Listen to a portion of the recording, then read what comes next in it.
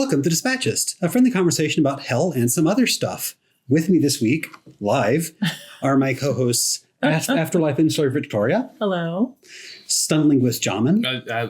Yeah, that's me. Excellent. And I am comedic demonologist Jacob. And this is episode 100 of the Dispatchist. Holy cow. Woohoo! Oh my God. And we've been doing this for how many years? About 4. So, yeah, because we do it like every other week. So the math kind of works out. It does, really, it does, yeah. And there's the Dante's Inferno. We're going back to back for a week, and I swore never to do that. Oh, God. That's right. Yeah, Did we never do that again? Aim at the camera. We did swear never to do that again. So in celebration, I have the first beverage ever mentioned on the Dispatchist. Fireball. Yeah. Yes. Of a tier. Yes. And so glass-wise, I have these are penny licks. This is a Victorian era. These are antique glass ice cream cones.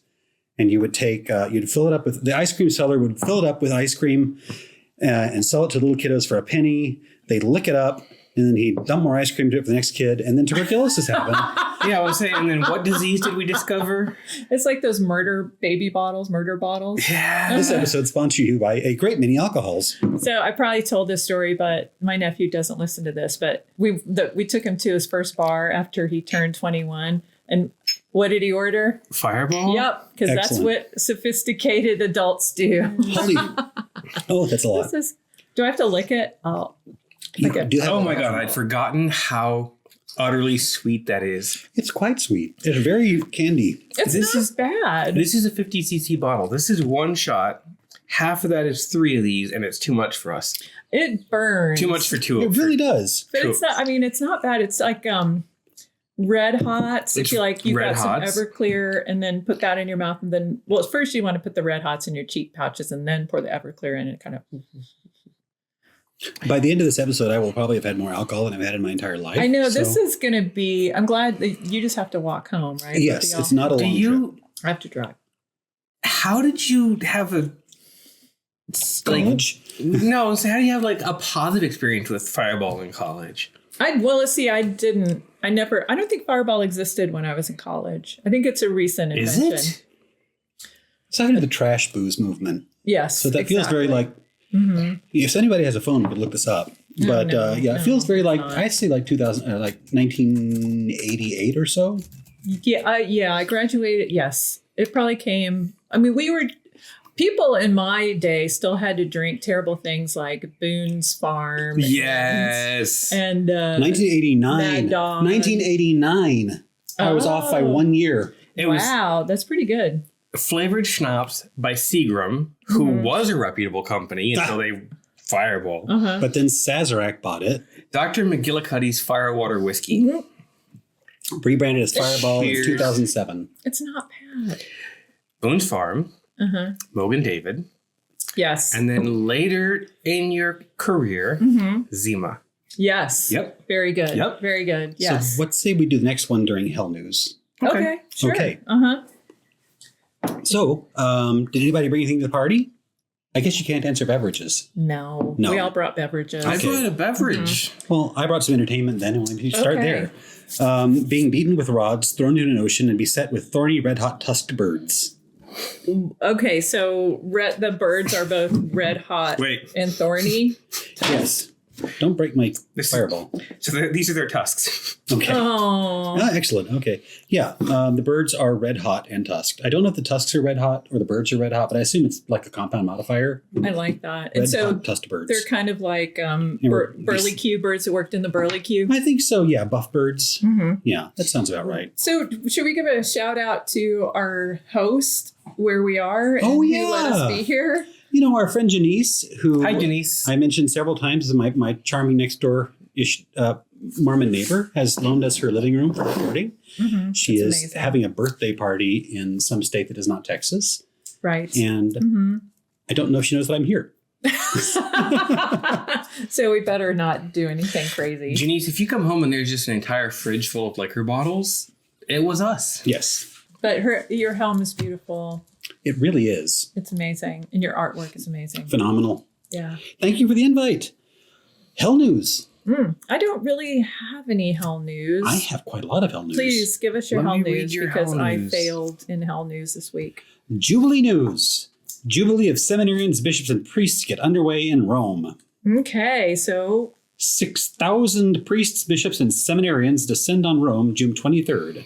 oh my god, On the schedule, Jubilee pilgrimages, that checks off. Meetings with Pope Leo, very exciting. sure. Concerts, Uh-huh. and prayer and masses. Whoa. But I wonder if, given the context, we could like skip the prayer and masses because like this is a bunch of priests. Have they done that already?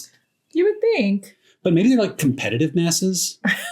Like, can I whip that wafer in from 10 feet? How about 15? What if it's like karaoke masses? Oh, yes. Well, we lost the opportunity for the karaoke pope. Like that was a thing that would have happened, but he did not get. What was so last episode we were talking about sins, right? These were the Marian sins, where this sinner died because he put too much incense on the incense burner. Right. Do you think we're going to see some thurigibling? Well, it's Rome. There may not be upper limits to the amount of thuribling you can do. Well, that's Mary. Yeah. I mean, if there's anybody's complaining, they could like get really incensed. But zing! So that's Yes. the first terrible joke you get to see Yes. happen live. June 25th, Jubilee of Bishops. June 26th, priests. June 27th, a Sacred Heart of Jesus Mass with 31 ordinations. Holy And cow. I bet you could put that on your resume. Ordinated at the Jubilee priest hop in Rome. So why do they need separate ones? Like, why don't they just do them all together? Like a mass wedding. Yeah, Well, like they are. Just like- Well, the- okay, the so you do lay Reverend on hands, Uh-huh. and it's hard to lay on hands on 31 people at once. No. Have you never been to a laying on of hands? Couldn't you just The people like, in the back. I've been to yeah, a great, exactly. It's like spooning. great many laying on of hands in my time. It's like religious spooning. Did they cure you? That's the question. More Jubilee news. Oh dear. World Health Organization. Public health advice for visitors attending the Jubilee 2025 in Italy. 30 million visitors over a full year in Rome. There's going to be health risks. Don't lick anything. Don't lick anything. WHO says that while there is no particularly surprising health risk, it's good to prepare for crowds and heat. The announcement has accompanying advice covering heat exposure, vaccination, food and water safety, insect-borne diseases, alcohol and tobacco, and sexually transmitted diseases. No, hold up. Okay, well, Can't rule it out. yeah. Probably not at the priest jubilee, though. I really hope not. Do they sell condoms in Rome? One presumes they do. Trojans. Oh. But they did have That's that. two. That's what we should have We like should a little make you. quicker. We should make you drink every time. I'm drinking already right now. That may be part of the problem. Do you remember the conference that they had here with it was some, Christian organization where we're supposed to people were supposed to hook up like Christian mingle but live. Like I they were missed trying that. to, but I think more dudes showed up than women did as per. But yeah, I think it was very controversial because it cost like an insane amount of money to go or to come, like the When? it was a while back. So we missed somebody missed their opportunity. Austin. Christian. And some hell news. Oh yes. Hell news. United States Conference of Catholic Bishops, article by Robert Duncan, Raising Hell, Catholics Debate Church Teaching on Eternal Punishment. See, this is exciting. Yes, it is. It's a book. Woohoo! Oh my God. Yes. Father James Dominic Rooney, Catholic missionary in Hong Kong, released a book-length defense of eternal damnation, Not a Hope in Hell. No, so we got to, after we read our next Marian hell journey, then we need to read this. Hold that thought. It's Okay. $180. Oh. The book. Oh, this one. Yes. Okay, not the Marian, because we got that for free. Yeah. But Amazon has a 30% discount off on it right now, so get yours for $126. What if we all pitch in? Well, I'm going to get to that. The general tone of the book is that hell is a doctrine that's on downward trajectory. Gotcha. The article also mentions Cardinal Charles Pope's book, The Hell There Is, an exploration of an often rejected doctrine for the church. And it's unfair he is listed as Monsignor Pope, which it sounds like cheating. It really does. Pope Francis said, I hope hell is empty. But Monsignor Popes thinks that's an unfortunate attitude, which I really don't. There's a lot there that I could unpack and I don't like. What's the point of having all these sinners if we can't send them somewhere? Yeah, I know. I actually want to talk about that exact thing. So. Excellent. The article talks a lot about universalism and has other points in this debate, but mostly it's kind of talking on these two books. And I do have a copy of The Hell There Is. You do? It's on order. Oh, I thought you already had it. Well, how expensive is that one? That one's like $25. Okay. Yeah. Well, I think we can read that. Right. And the other one, if people give us money. Is that what you're saying? No, I have more to say. Yes. Okay. Yeah. If they give us money, yes. It's like the medieval church. Okay. This is exciting. So that's going to take us to podcast news, but should we pause for a drink? So, I don't drink, but we asked our listeners to provide us with some suggestions for hell-themed tipples. As it turns out, we don't have that many listeners, or they had no real strong sense for tipples. So for my contribution today, I went to ChatGPT and asked for a series of drinks that were themed to the Dispatchist. A series or just one? I asked for 10. Oh. And a couple of highlights, the Hellfire Highball,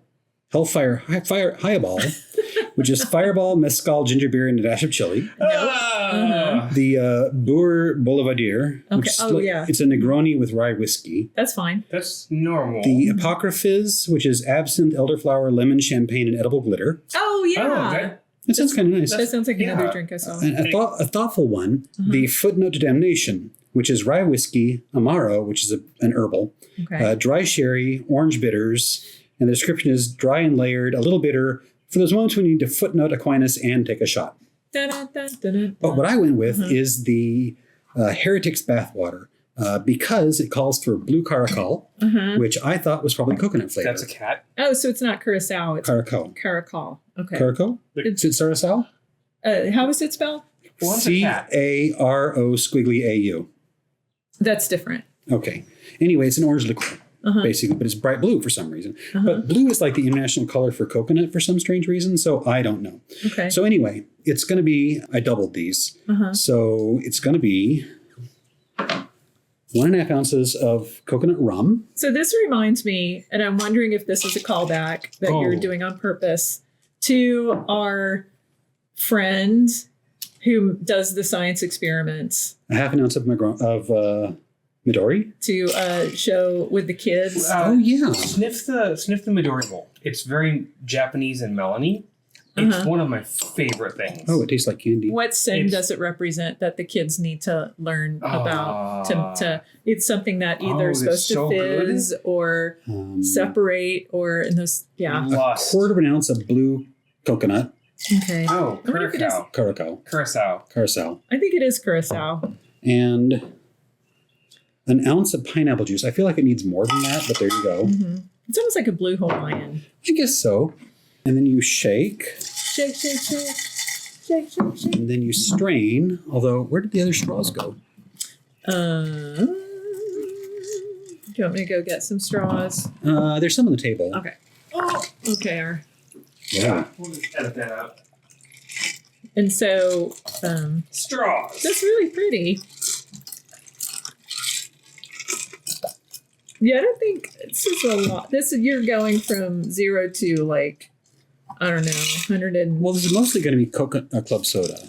Okay. Oh yeah, okay, so it's not just going to be straight curacao. And this is like 3 drinks. This is 2 drinks, and I'm dividing it by 3, so there's slightly smaller drinks than some. I think that's sound. Oops, yeah. Sorry.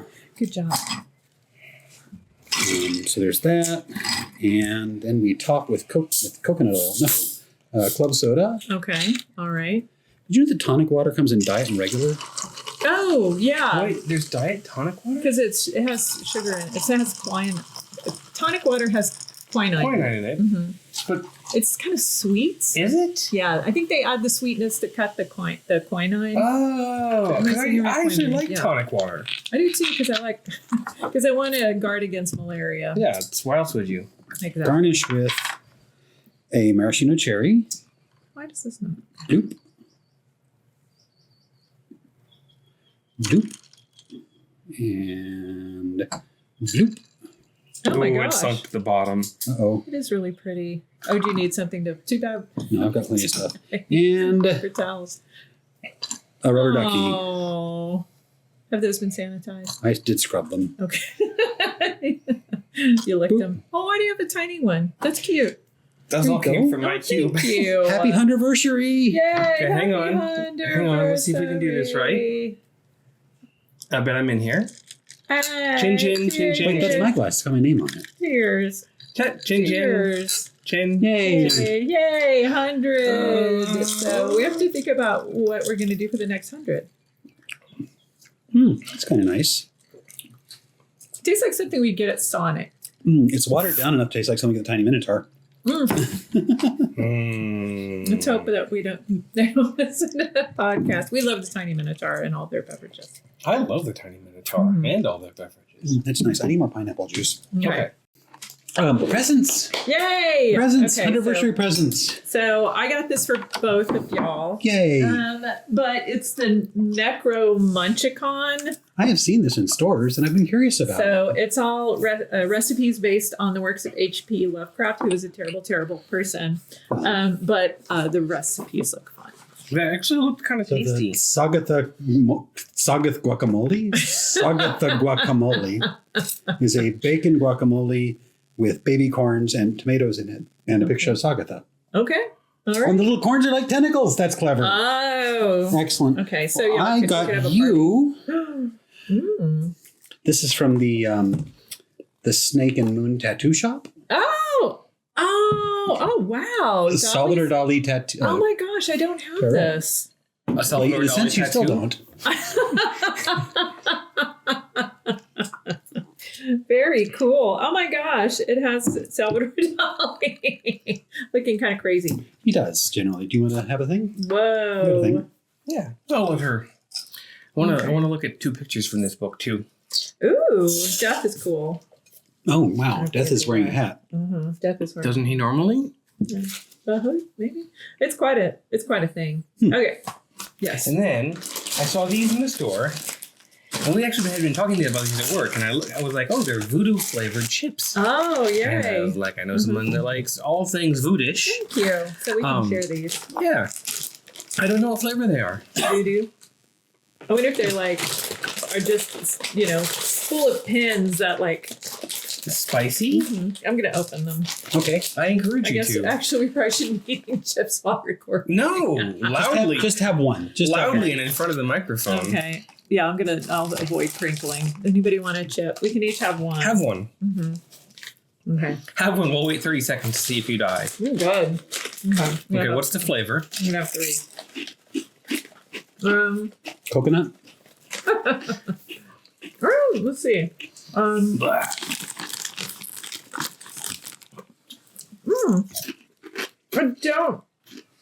I mean, it's vaguely like, it's like paprika, Salt? spicy. Yeah, Salt it's and like vinegar? barbecue and paprika mostly. I couldn't tell the difference between that and like a sea salt and vinegar. That's not bad. But there's more like smokiness. Yeah. It's really good. Okay. Well, glad you like them. What's next on our agenda? Oh, podcast news. So, a couple things I want to do as we celebrate episode 100. Okay.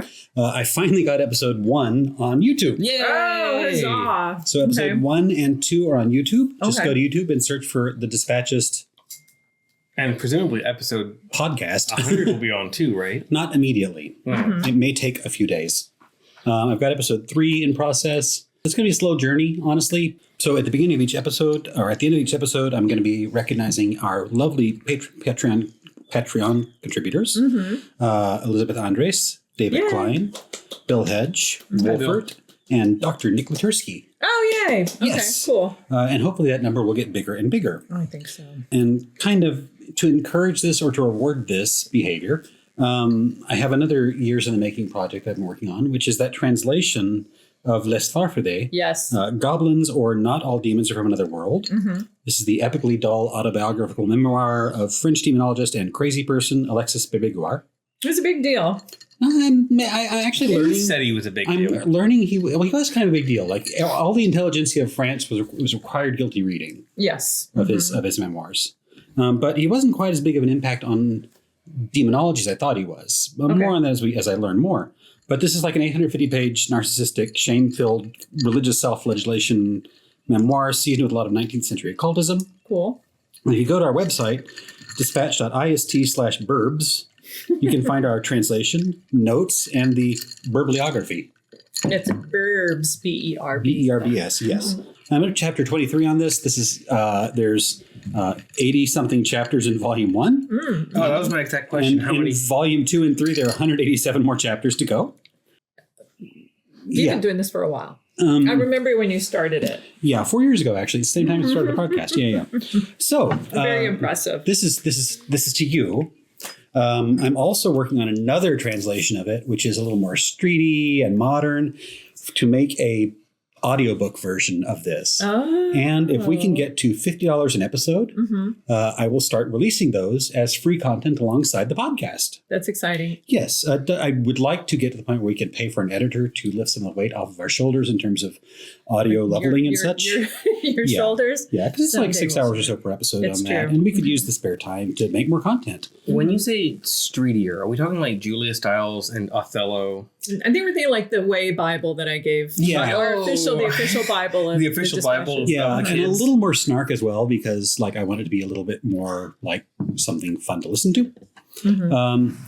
I don't believe in paywalls, but at the same time would like to hire that editor. So it is going to be free to all of our listeners when we hit that $50 mark. It's exciting. Yes. So thank you, our supporters. And we look forward to more supporters. Yeah. No, I'm impressed by your work on that.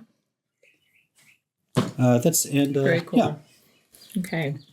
What else is that it for the podcast news? Yeah, I think so. There wasn't all that much. No, but that's big Come on, news. big news. No. 100 episodes, we made it. Uh-huh. And we've got new content. Yes. And we hope to have in our next 100 episodes more content, more visual content Yes. that we can all work on. Yes. Jacob does all the work, by the way. I don't know. On if the editing. Victoria yeah, for does sure. all the flannel graphs. So do you want to talk about like future episode wishes? I guess we could do that. We seem to be there. Oh, yeah, maybe we should talk about the hits that we've had so far. Oh, sure. so let me read these because I can count to 10. Sure. Kind of the weighted list. Because the first episodes have like 500 or so hits on them. And the last episode has like 40. Oh, Yeah. you need to hit. They build up. It was just last week, guys. So some of you haven't listened to it yet. We're waiting. It's okay. Yeah. And if you're listening to this now and it's actually in the future, it's okay. We're patient. So the top 10-ish. Krampus Night. That was a fun one. yeah. I actually I've learned a lot about Krampus just knowing you two. I knew he existed. That was episode 5. We started recording in October. So, and actually I kind of met you because of Krampus, actually. That's true. When I wandered by her office in Unnamed Publishing House, she had covered her walls with Krampus postcards. Yes. And then she hit you with birch twigs. Yes, that's true. Naughty. It took him a long time to get out of that bag. Mesopotamia, welcome to it. Episode 10. That's where we started the world, as kind of Mesopotamia. What it was, what it wasn't, how it was kind of dry and dusty, and still is. I think, that was our first kind of deep dive, really. Yeah. It took us like 3 episodes to dig our way out of. The set, The Dark God of Egypt. I was surprised this one was one of our tops. I'm still confused about the set animal. Like, some people seem so very confident about it. I think it's still confused about what it is. Yeah. It's meant to be confusing. He's the god of confusion. And dicks. Which are also confusing. I've been going through the early episodes and just re-listening to and kind of like preparing. And I hadn't gotten to King Arthur the Holy Grails yet. And when this came up on the list, King Arthur and the Holy Grails, episode 41. Yes. Yeah. I was like, oh yeah, I had a lot more to say about that one. And we never circled back. And I'd forgotten all about it. Well, see, this goes back to the idea that I keep floating about the podcast of infinite return. Yeah. Part of our punishment is to go back to previous episodes and fill in what we forgot. 100%. And do corrections. When I was re-listening to episode like 2 or 3, I realized that the amount of research that Jacob had done to prepare for this vastly exceeded ours. And so he's dropping names, and now we're 100 episodes in. And like, if you and I were to go into episode 1 again, we would say, oh yeah, I know what you're talking about. Oh, this, of course I know what you're talking about. Mm-hmm. And I'll speak for myself. I had no clue. I thought I knew what I was talking about. I didn't. It's taken 4 years of actually research and study to get up to episode 2 with Jacob and the Holy Grails. I didn't know anything back then. I was I was doing a lot of research to make it sound like I knew what I was talking about. You were That's swatting what like all about. Yeah, it is. Faking it, but it takes a lot of time. It really does. This yellow light is making us look ghastly. Good. Is that appropriate? I think so. Mm-hmm. Go on, sir. Episode 49, Hell Pets. Oh, yes. That was good. I'm sure we talked about Kerberos. Probably. We probably made poodle references. I'm sure we did. Yeah. Hell Pets was a good one. Episode 53 was a guest episode. Oh, yeah. With Liz. Yeah, it was Beetlejuice. Wait. Thank you. Mm-hmm. Thank you for stopping me there. Okay. Yes. That was fun. You weren't there. I'm sorry for that one. No, I was. You were? Yeah. Oh. Wait. Okay. You weren't there for another Liz one. Yes. Pan? I think it was Pan. It was Pan. Mm-hmm. Okay. But I was there for Beetlejuice. Because that was my juice demon. And you eventually said you need to explain what a juice demon is. That's fair. That is true. What was it? The Gregorian, episode 59. Is anyone watching The Watchers? Yeah. When you reference Nephilim, I think a lot of these are hot because people could search for them when they do keyword things. And I think Nephilim comes up in searches slightly more often than not. So we should have Nephilim because in it's this in a game. That's true, too. Oh. Yeah. So we should always throw in the name of a game. Doom. Monopoly. Michelle remembers. What episode was that? That was like 2 in a row. That was 65. Yeah. Mm-hmm. That was a challenge. That was an uphill challenge for all of us.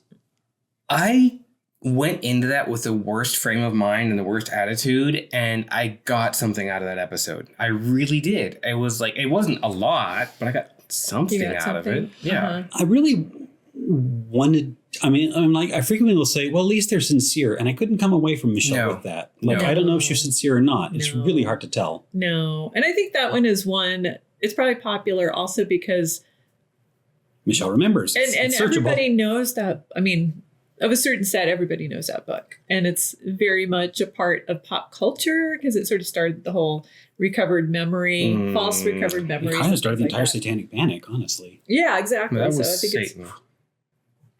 So the next one, I think it's popular as a high number of listens because that one I posted to the demon fandom lists that I'm on and said, you have to listen to this one. It's How to Make a Deal with the Devil. Oh, yeah. Yeah. Did we talk about Faust? I forget. Faust was in there. Yeah, briefly. And then episode 87, St. Augustine. Podcasting is punishment for the unjust, which is us and what we're doing. Yeah. Why do I not remember a single thing about St. Augustine? You were so drunk. Was I? It was really. We tried to make the lightest. I'm sorry, I'm talking over you. I'm sorry. No, I was muttering. Okay, it's okay. Yeah. This is the city in Florida where it's always humid. No, that actually is terrible. Oh. St. Augustine, Florida. Yeah, that's why it's St. Augustine of Hippo because the hippos. Is that a cherry or a duck? It's both. That one I feel like that was a really dry and difficult episode for me. I think we made the most of it, but it was hard. He was the patron saint of brewers. Yes. And it was that terrible, terrible cartoon book that was terribly drawn, and Victoria loved it, and I cried. Yes. That's why I drank. Yes. Yes. Oh my God, so I have to make this memory go away. It was the weird... The video. French? There was the video. Yeah. It was really strange. Yeah. I like having. Oh, that animation was terrible. It was terrible. And it was like, I'm St. Augustine. I'm going to steal these peaches with my friends. No, St. Augustine, don't steal these peaches from your friends. And then, his mom. But personal favorites. The 7 Deadly Travel Destinations has been one of my favorite ones. That's a good one. That was good. Mm-hmm. Yeah. So sad thing. I was trying to find... So all the 7 Deadly Sins, we did some science time with Thunder Bay Sally. Yep. Which your drink was reminiscent of. Yeah.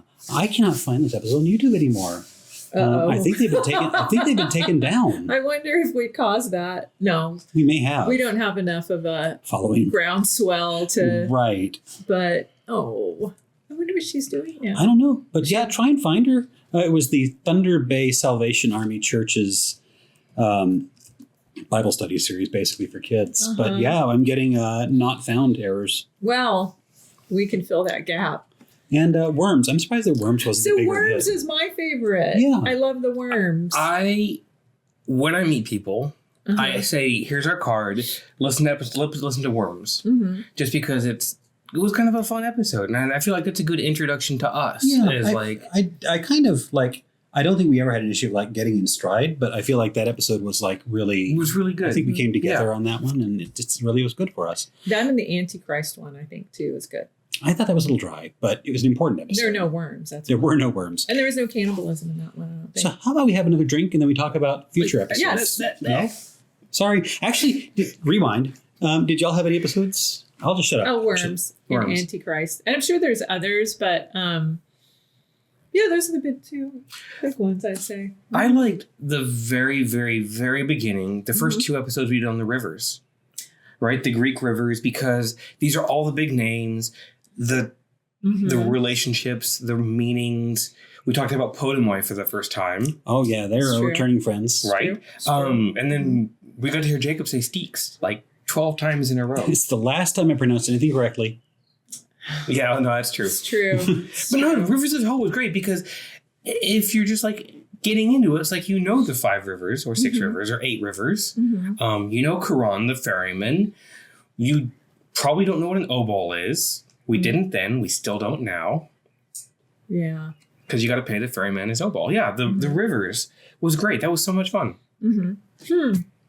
I mean, I have to say I did like the Dante ones, like the Inferno. I think we did a good job with the Inferno. I liked the way we got to meet the Dante scholarship community. And, I consider us a comedy podcast, but that was kind of neat. Yeah. And I know people who really enjoyed those too. So, believe it or not. No, I believe it. I'm just not ready for book 3 yet. I understand it's even more abstract than book 2. But Beatrice is horrible. She's terrible. She's like the worst. But actually, really is. Meeting Mary in like episode 98 or so, Mary was pretty like slappy in the face terrible too. But not Beatrice terrible. Beatrice is pretty terrible. Yeah. She's like mean girl. Mary had a purpose. So do you want to do drinks now? I'm going to go 2 things. I have 2 different brands here. I don't know which one is better. Okay. And I'll tell you why I have this. Yes. Should I get a different glass? No, I've got glasses. Okay. Oh my gosh. Okay. So we'll use those glasses for my drink as well. I'm drinking all my drinks, by the way. So we'll start with just a quick taste. Okay. Here's just a little taste. So what is this exactly that This is soju. Soju. Korean, okay, gotcha. Korean rice wine. There's a drag queen named Soju. So here's one. Just taste it, see what it tastes like. I'm worried that It tastes very fruity smell. Table wet. Okay. I don't want to leave marks on the table. Oh gosh, that's like popsicle sweet. Oh, is this for me? Okay. Wow. We didn't cheers. Well, this is we're not at the tasting yet. We're still in the research and discovery phase. Okay. All right. Okay, so there's one. It's just a taste. That's very sweet. Yeah. Ugh. Yes, it's very sweet. Okay. Sorry, did my face do that out loud? This is the same thing but a different brand. Okay, I guess so we have to figure out which one you like better, the first one or the second one. It's a little like cough syrup, honestly. Like watery cough syrup. Oh. I like the first one better. Okay. Oh no, really? I think I'm more happy with the second one. So 2 for you. Okay. Victoria. 2 or 1? I think 2. Okay. So this is 2. We'll all do 2. Okay, so what is the official flavors of these? Okay. Yogurt. Oh, that's the yogurt one. They're telling me both about yogurt. this. Okay. So back in the post-World War II, Okay. post Japan being bombed, Gotcha. there was a lot of Well, then, like the country was broken, and so there was a lot of malnutrition, a lot of loss of infrastructure, a lot of everything, and they were like, we need to ways to get our children to be less malnourished. Okay. And so one of the scientists, alcohol, getting them drunk. one of the scientists discovered that there was a live culture, this lactobacillus culture, and that it promoted healthy gut flora and helped digestion, which meant you get more nutrients out of your food, so you could eat less food and be more healthy. Okay. Right? So the beginning of probiotics. It's very much the beginning of probiotics. Okay. Right? And so this little stuff was called Yakult. Okay. And it's that little guy, which you've seen. Okay. Yeah.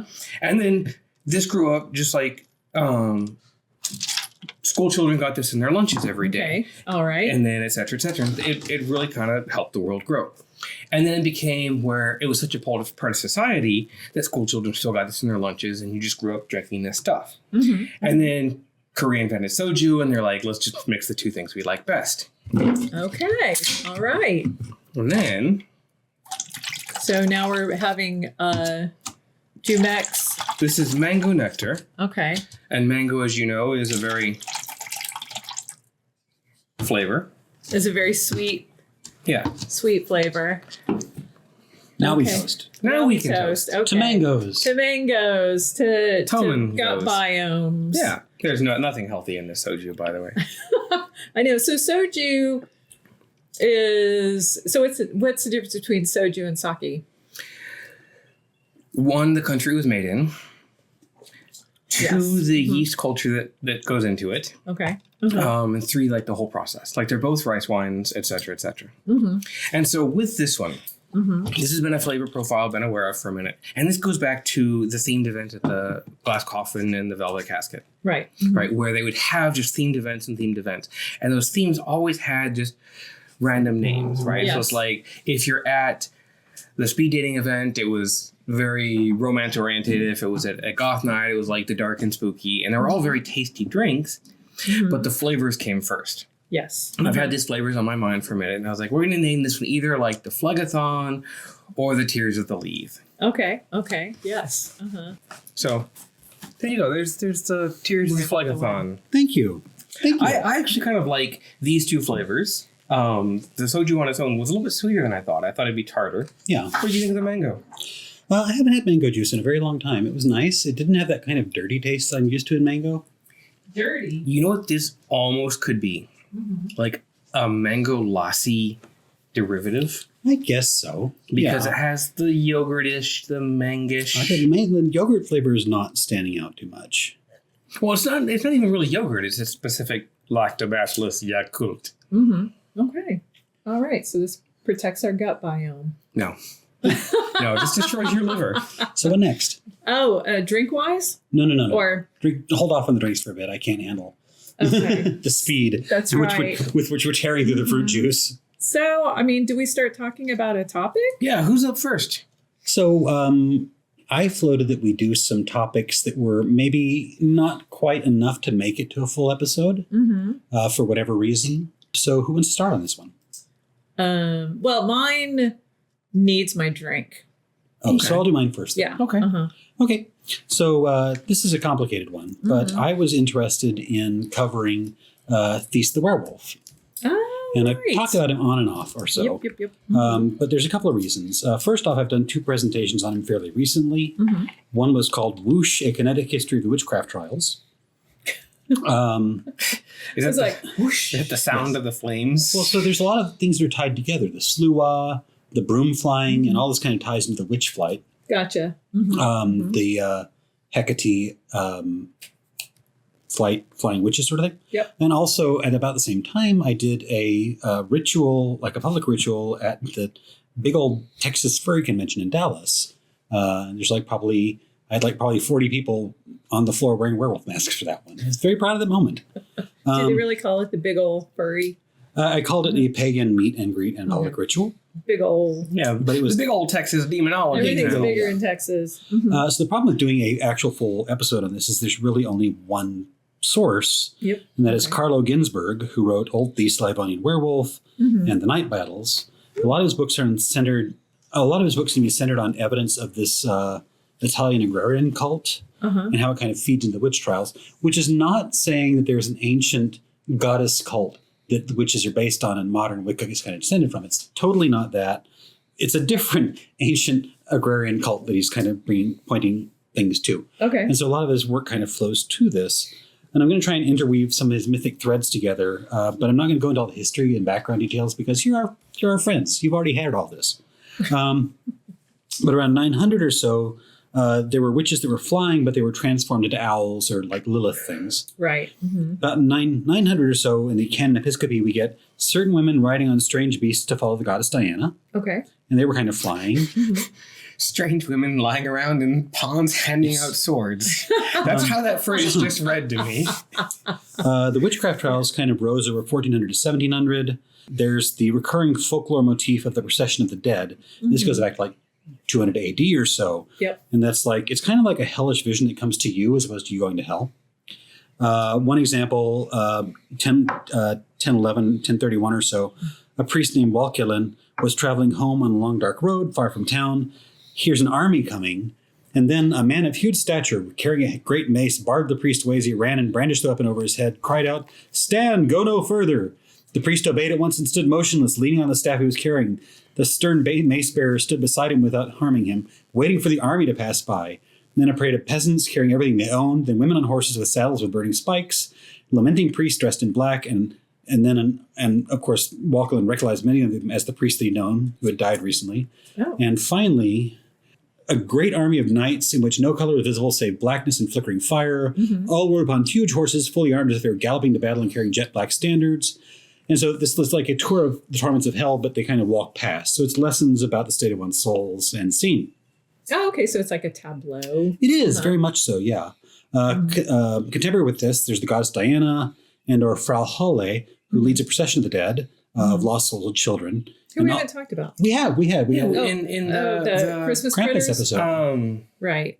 Yes. The big thing in the sky. Yeah. Yes. Okay. Sorry. What's that called? We haven't talked about hell. The Not hell Norse. yet, no. Yep. And so this kind of ties into the Wild Hunt's Furious Horde. Wild Hunt. That's the word I wanted. We did mention doing that as well. This fusion deity of Diana and Hecate and Frau Halle was developing around like 1300 or so.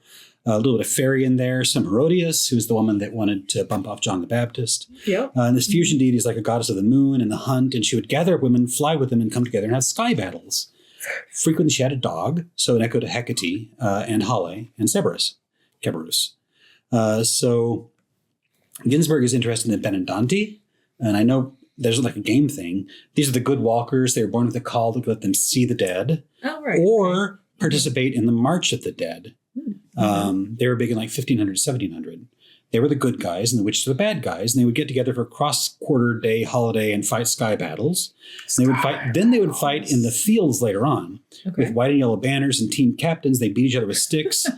And the Benedante had fennel, which is good against evil, and the witches had sorghum. Why do they have sorghum? So fennel and sorghum. Because that's where you get ergot. That's where you get broomsticks. Really? Yeah. Wait. Sugar sorghum. Yeah, sugar? Yeah. I mean, You used to make brooms. Where you make molasses. And they would fight, and there was this annual like fight for the preservation of the fields and the harvest and things like that. Okay. And this kind of has some legends tied to like ancient good versus evil crop festival, and also kinds of feeds into the May Day games that are popular in like pagan situations. So the Benedante start fading out, and they turn to Ghost Story for the Ignorant, and then you have them turning up at the Black Sabbath actually, but they're not kissing devils, but they're like hardly ever speaking to them. They just hang out in the corner and talk to nobody, which seems even lamer. But they would try and get witches to 12-year-old boys. Yeah. Flowers. Yeah. But they try and get witches to take spells off of some of the people they put them on. The Benedante legend is centered in Friuli, which is the northernmost region of Italy, and that borders Germany and Switzerland, that area. Oh, okay. So it's all connected. Yep. By the Alps. So Thiess said he was a hound of God. So Thiess was this irritating old man who got put on trial for being a witch at age 80. Wow. But he said, "I am not a witch." And they said, "Oh, of course, everybody said that." He says, "I'm a werewolf." And I'm blessed by Saint Michael to fight witches. Quite a flex. And 3 times a year we go to hell to rescue the harvest from the witches. And the witches will chase us after with iron rods, but we'll catch the harvest. And there's a lot more pee in this, actually, you would expect. We are marking these fields for Christ. So Thiess very much confused the witch hunters, and they eventually just beat him up and exiled him rather than killing him. That's something. Yep. He was very sure that he served God, and the werewolves got their powers from St. Michael, and all werewolves went to heaven, and the witches went to hell. And I'm bringing this up because it's kind of vaguely relevant. So anyway, all this, and like he had a magic charm. It was the sun and the moon go over the sea, fetch back the soul that the devil had taken to hell, and give the cattle back life and health which is taken from them. Oh. Yeah. So anyway, so my ritual, this was a lot of fun. Yes. I wanted to do something that was seasonal, but kind of dark because I do trend kind of dark. So it's true. So like part one, I had everybody do the part, and every kind of Wiccan ritual, you do this corner calling where you like say, east, gifts of the spirit, you light a candle. West, gifts of passion and that sort of thing, you light a candle. You light 4 candles, 5 candles. So in this version, I had people bring me the lit candles. I'd blow them out one at a time to make the room dark. Oh, and then that's fun. Yeah. So I had a little white globe light that I kept. I said, this is the sun and this is hope. And I took that back with me. And then you extinguished it. No, that one I kept burning. And then I walked away to deal with things. And I deputized a few people to be werewolves. And they said, but we had hope because we were werewolves. And they kind of told some more of the story and passed out masks to people. And so then I had all the werewolves on the floor, and I had 10 people held back that were wearing little black Mardi Gras masks. They were my friends. And I had the werewolves scuttle forward while telling them a story, kind of stop and go, sometimes that sort of thing. And at the end, and it almost worked. At the end, the werewolves pounced on me and tore my robe up and broke my crown and threw my wand to the crowds and had a good old party at my expense. Was that what's supposed to happen? Yeah, that was planned. Okay, good. That was planned. Yeah. And I had this kind of scene where it was supposed to be a faux battle between people that knew it was a faux battle. So there was a lot of crying, cheering for each other sort of thing. Right. So my line, my dark friends, I see we have visitors. Little creatures of the earth, how did you find us all the way here in our dark home? The spirit of light gave us 4 legs and we are swift, and gave us keen noses to find our way here. We are wolves and we are strong. We're werewolves, not swearwolves. Little creatures of the earth, you should turn back and go home. Why are you so brave? We have come for the light to bring it home. We are pack and we come here with one voice and one heart. We come here together. We are wolves and we are strong. And so to my friends, my little dark friends, my friends, these wolves think they will take our beautiful light, but I think they are wrong. Where do you find strength? In the dark. Where do you find power? In the dark. Are we going to give them back to the sun? No. Back to the wolves. Little creatures of the earth, why do you think you can have this light? Do we have sharp claws? Yes. Do we have sharp teeth? Yes. Do we have hope? Yes. We are wolves and we are strong. And they pounce on me and tear my clothes apart. And they claim the sun. And they knew the King of Darkness would come next year, but they brought back the harvest this year. And there's a celebration. And this is my favorite bit of this afternoon. So there was going to be a bit where we did a circle dance or spiral dance. If you know that, it's when everybody links hands and one person kind of weaves around, and then everybody kind of does this kind of whip snake thing and faces each other and turns away from each other, and it's complicated. You just keep moving and moving and celebrate the sun. So first I opened up with Hollanto, which is Hollanto, jolly rum below, we were out long before the day-o to welcome in the summertime, welcome in the Mayo. Summer is a-coomin' on and winter's gone away. And so that's a good old folk tradition. But at some point after the first chorus, the wolves are supposed to say, stop the music! Light and dark is a part of every one of us. We need everyone to dance with us too. And we get the dark people together and they all start dancing. And I had this great mashup of Iconopop doing I love it, and then Cool and the Gang doing Celebration. So it was really sort of a binary pair, light and dark sort of thing in a very celebratory song. So you could also showcase your DJ skills. Right. But I was just doing sound for this because I was trusting that my deputies were going to be doing the spiral dance. And I looked around and I saw them going in a circle, and I looked around and I saw them going in a circle. Look, they were still going in a circle, 30 seconds just running in a circle. It's like, oh no. So I ran beside them saying, turn around. Anyway, that was a very special moment for me. Is there video of this? I don't think so. But it was a good ritual. Can we draw our animated understanding of it? Yes, you can. You're welcome to do that. Okay. You put it into AI and see if they can make a video. We need it. You know the spinning Running Man? Zoetrope. Oh yeah. Oh, that'd be perfect. We need a Jacob Werewolf Zoetrope. Nice. Did I tell you that I co-wrote a song about Fenrir? Oh, no. You said sad. No, I'm excited. Oh, Yes. no, you didn't tell me. I'm no, excited. I didn't tell you. It's a very recent thing. But yes, Okay. so a band that I've been doing stuff with, I co-wrote a song about Fenrir. Nice. So yes, I'll share it with you. Okay. It'll be hopefully it'll be recorded at some point. Jamin, do you have a episode that we're never going to do? No. Well, yes, actually, more sort of King Arthur. This is going to be a continuation of Mary. Okay. And so, like, a lot of things about Mary, like Mary was assumpted into heaven during the Assumptuation, or possibly Ascension. It was a sumptuous. The Yeah. Dormation. The Dormation, right? And then I came across groups of people that went to heaven, Okay. right? And so we'll go real quick. 12 the 12 apostles, lived with the oven. Okay. Sorry. No, wait. Partridge in a pear tree. Yeah, ultimately, yes. Right. In the old Bible, it was basically just Enoch and Elijah. Yep. Right? That was it. They went to heaven, the end. Still in Judaism, in the Midrash, in the post-Midrash, there were 8 that went to heaven. Okay. Just straight to heaven. So Enoch, Noah's father, Elijah, Sarah, who was the daughter of Asher, son of Jacob. I actually don't know why, but she went in.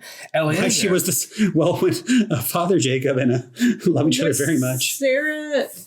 Oh, I was she the one who had a child laden? No, that was Sarah. This is Serah. Oh, okay. Like Okay. Michael Sarah. Yes. Okay.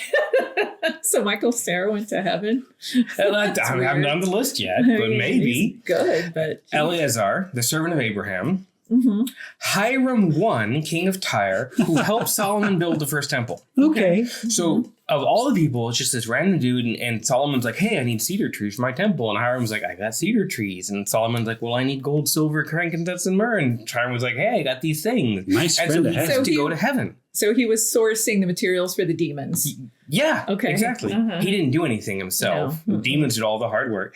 But he went to heaven without dying. Gotcha. Okay. Ebed Melech, Okay. the Ethiopian. That's all we know about him. Oh, okay. Yeah. The one. I feel like that popped up at some point. We just, Maybe. But what are you going to do with him? A bunch of these names I've seen before. Jabez, the son of Judah, who was the editor of the Mishnah, Okay. Wow. straight to heaven. Yep. Pharaoh's daughter, who raised Moses. Oh. Nice. Do not pass go. Do not go to jail. Have $200 and end up in heaven. Okay. But not Moses necessarily. No, not Moses. Not at all. His story kind of ended very tragically. Moses died not getting milk, honey, or locusts. Well, also he died, so we know that he didn't get to heaven before he died because he died.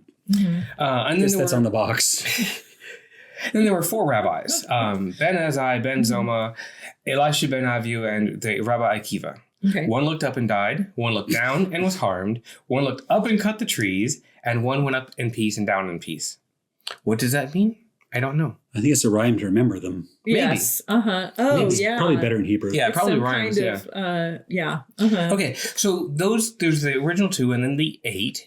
And that we'll talk about why this is. In Christianity, we've got Elijah and Enoch, sometimes Mary, Okay. Yeah. depending, right? Jesus for sure, because, and we'll talk about Jesus here in a minute. Jesus died before he went to heaven. But when he came back to life, Oh, right. He got a replay. he then was transported to heaven alive. You're right. You're right. Right. And this is important because we'll talk about Jesus' death. And then we, the Christians, and that's everyone, the Baptists, the Catholics, and the Greek Orthodox, we really can't decide if Mary did or didn't. We argue. Okay. Catholicism, Enoch, Elijah. Some people say Moses. There is an idea that Moses, and it's just kind of a thing, but we can't prove it. He died off camera. What? He died off camera, so Oh. who knows? That's right. So, The Ben Wilhelm scream. John the Evangelist, okay. when he died, when they opened his coffin, there were no bones. So was he just like, just a little floppy Zoidberg. pile of beef jerky. John the Boneless. But we've actually talked about this, where the limestone caskets that they made were very acidic, and because they were porous, rainwater would leach through and dissolve everything, and then everything would come out. So they were leaving just the shoes. Yeah. And so, like, people open these limestone caskets after years and years, and there'd be nothing inside. So obviously, right. Okay. Eastern Christianity, Enoch, Elijah, Mary, the Theotokos we've talked about. Yep. Circle back. What is the theme of this list? People that made it to heaven without dying. Okay. And there's a reason I want to talk about people that made it to heaven without dying. And it involves Faust. Okay. Okay. Right? Okay. He's like, I don't know where you're going with this. I don't. We're werewolves. We have hope. In Mandaism, your words, not mine. I actually don't know what Mandaism is. Oh, Seth, the son of Adam. It's Worship the Mandalorian. It's a very good series. Hey, Pretty sure that's most millennials Pedro these Pascal. days. Yeah. Seth, son of Adam, was taken up. Okay. Hinduism has a couple. I can't pronounce any of them. Islam has Muhammad. Enoch was actually the prophet Idris. Oh, okay. Because reasons. And it says that the prophet Idris was taken to a lofty station. Oh. Who else was taken to a lofty station? Enoch. Same dude, obviously. Okay. And then, per Wikipedia, like, take this as quoted, Islamic texts deny death to Jesus. Oh, okay. They say that the Romans sought to kill Jesus, but they could not crucify or kill him, although this was made to appear to them. So through fey glamour, because Jesus was Irish, he cast glamour, he let the Romans believe they killed him, and he walked away. And then he was raised by God up into heaven. Okay. Right? Did not die. So that actually, I think that kind of like intentionally defeats the purpose of a sacrifice on some level, which this is not Christianity. This is Islam. It's the next big book. Right. If He's you just were a prophet. fey and you were being threatened with death and you could get away with it and not die, I would expel my ink into the water and scuttle backwards. would you not cast glamour? I would. And if the world believes, see? So you say that Jesus is a fairy, and I'm not going to say that. I never said that. Okay. You said it. I just said he wasn't, not is. Okay. Do go on. And then the final one. Yeah. This is my last one. The various ascendant master teachings, a group of New Age theosophists. Okay. And I went down the rabbit hole on theosophy, 1800s, 1900s, like why the world is.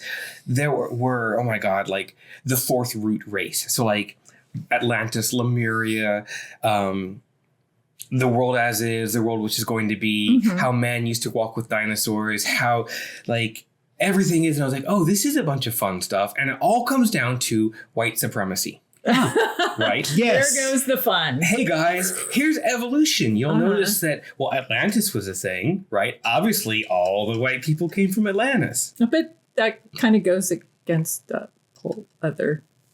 Yeah. Go ahead.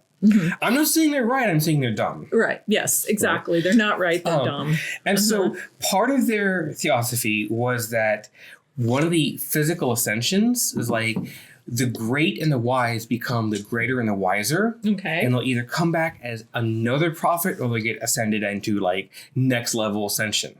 Right. So Francis Bacon. Francis Bacon, who was wise after he died, was reborn as the Count of Saint Germain. Okay. Yes. Do you it see? all makes sense, right?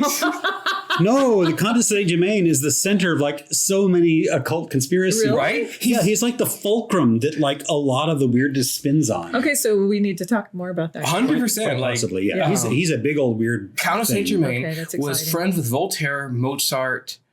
Who's the womanizer? Oh, the one. Casanova. Yeah, it was Casanova. Okay. Right. So he was friends with all of them. He was a just absolute. Everyone that met him said he's a charming, crazy bastard. Like, he is such a pleasure to be around. He says he's 500 years old. He says he knows how to melt diamonds. Yeah. Who doesn't? Right. He says he's a master of witchcraft. He loves my wife, but he's not going to seduce her. Sure. Yeah. Let's hold on to that one. Yeah. But I'm just giving her a massage. Right. But yeah, if you make a list of like, transcendent masters, he's on the list of 10. Yeah. Okay. Maybe like number 9, but still. Okay. And so Francis Bacon ascended into heaven without dying. Okay. Now, my point is, we have all of these people who ascended into heaven, who were good enough, who did great things, who were kind to God, who made it to heaven without being judged. Who supplied the temple builders. Right? Yes. So basically, whatever sins they did commit weren't worth it. Okay. And if they were capable of sin, they were judged without, they got the reward without being judged. So the judgment is the key here. Yes. Right? And so my question was really, and how can we avoid being judged? Yeah, well, no, like I did not find any stories, and I'm sure you'll have one. I was going to say, I don't think there's any stories of people that went straight to hell without judgment or chance of redemption first. Everyone got a chance out. Now I see where you're going. Right? Faust did everything wrong. He should have gone to hell. He signed the pact, and yet he was offered redemption. Hypothetically, he was in a situation where he could have redeemed himself. He was in a situation where redemption may not have been possible if redemption had not been given to him. Right? So that's kind of my thing, is like, of all this. Several. Dante had a short list of people that were in hell while living. They were that's right. Oh, the damn weird, it. The husk people. Yes, the husk people. Ooh. Okay, who were they and what did they do? Oh, I don't know. There's like 20 , right? See, I actually have Or this big broad thing in which Maybe it's there's 3. easy to get rewarded Well, they were fictional. by good people. That's true. Like the real ones who. But of us humans, up to and including Francis Bacon, right, all of us have the opportunity of redemption if we so choose. This sounds like a Sunday school lesson. Jesus. But Origen also said that even Satan has a chance of redemption. Right. Oh, did Satan die before he went to hell? On stage. That's that was my list. Fell very sexily. Like, following up on Mary is like, what did Mary do? And Mary would go into hell and harrow the hell out of hell and being like, you lot under that dark cloud, look at you poor sinners. Oh, Jesus, can we, again, please? And she would, right? And so it was like, of all this list of people that went in, blah, blah, blah, blah. So like the whole concept, this whole sociological concept of heaven and hell and judgment and torment focuses on reward rather than punishment. And posit. Okay. Very interesting. And this, it actually fits in with my topic. Oh, good. To be honest. Faust. No, actually we've already given multiple talks on how Lucifer is sexy, so I didn't do that one. Yeah, we already know. We already know that. Yeah, that's one of my favorite things also is we've gotten to do various talks. Which is the sexiest demon. Which about, sexy demon, sexy devil. Episode 50. Actually, exactly halfway point, we did the brackets of hell where we argued for like 2 hours. More than 2 hours. With another podcast. And had to go as like, It was Peter, what's from Bedazzled, right? Yeah, I think so. And it was so weird because my front runners did not make it. And I saw the logical progression, why they did not make it.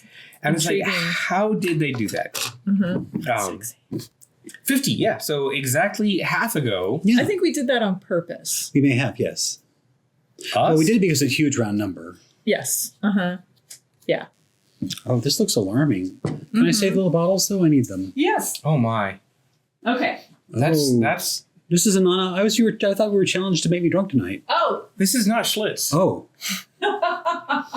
Okay, so we're starting with So this is related to my topic, and I will tell you what my topic is as we make the drink. But so I'm going to talk about penitentials. Do you know what penitentials are?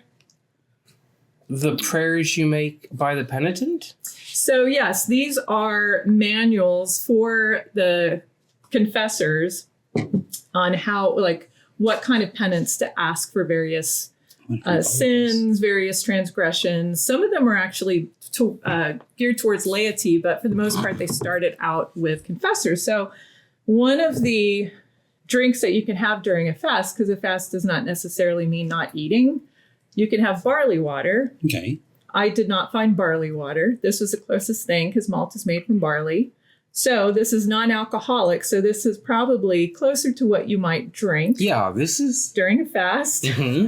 This is full of vitamins and minerals. Yes. So you could either have your just straight up malt barley water. I'm going to try it. I haven't tried it yet. I really want to save these. Oh, sorry. They're not terrible. No, the bottles are cute though. And if you want to Irish it up, because the first penitentials, the first well-known ones, were written in Ireland. Oh dear. Yes, this is another malt beverage, so you can add some whiskey. Right. Mm-hmm. So if you want to add some whiskey to your malt beverage, is, correct me if I'm wrong, Pepsi and soy sauce. It is. It also tastes like there used to be a cough syrup that it tastes like. But it was a cough syrup. Oh, I can't remember the name of the cough syrup. It's really... I've not had malt liquor in a while. That's so nice. Do you like it? I like it a lot, yeah. We can get you another one. No, let's not. It's sugar. Do you want to have some whiskey? Sure. Okay, while I start to talk. What is the recommended amount of whiskey to mix with this? Oh, we don't have a shot. Oh, we've got shot glasses. Like maybe, I don't know, for you, maybe half a shot. Okay. So I have to give you a warning. So this, when I was reading one of the penitentials that I'll tell you about, this warning prefaced it. The early penitentials are not a good idea for leisure reading because they can be occasions of sin due to being so graphic and explicit. Okay. So some of them are pretty damn explicit. Are we like in Anne Rice territory here? You're going to find out. They are usually designed to be read by confessors who are supposed to be better equipped spiritually than the average person. So, have you met a confessor?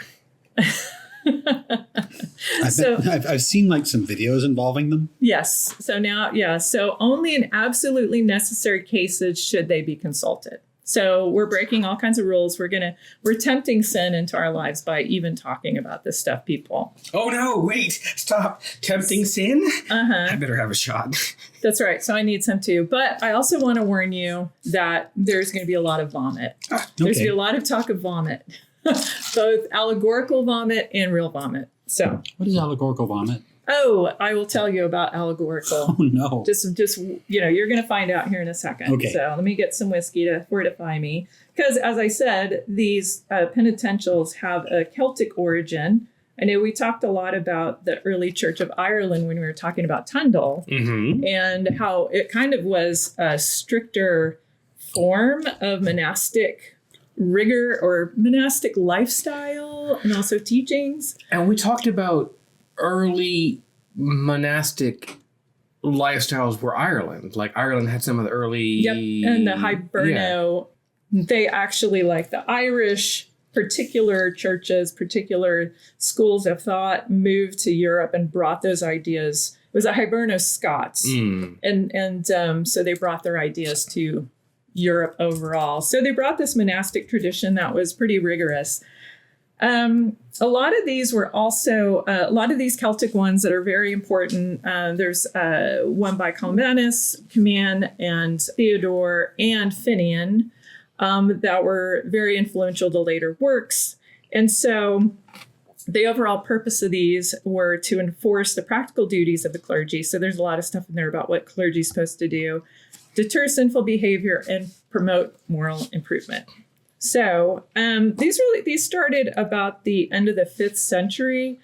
So penances this was kind of a drive to standardize penance. So it tended to be kind of, up to the confessor what the penance was, but there were some threads happening. So this was an attempt to pull all that together and codify it. Threads like a hair shirt. Yes. Or like a scourge. Or isn't that what you? Yeah, it's nice self-flagellation stuff. Yeah, it's fun.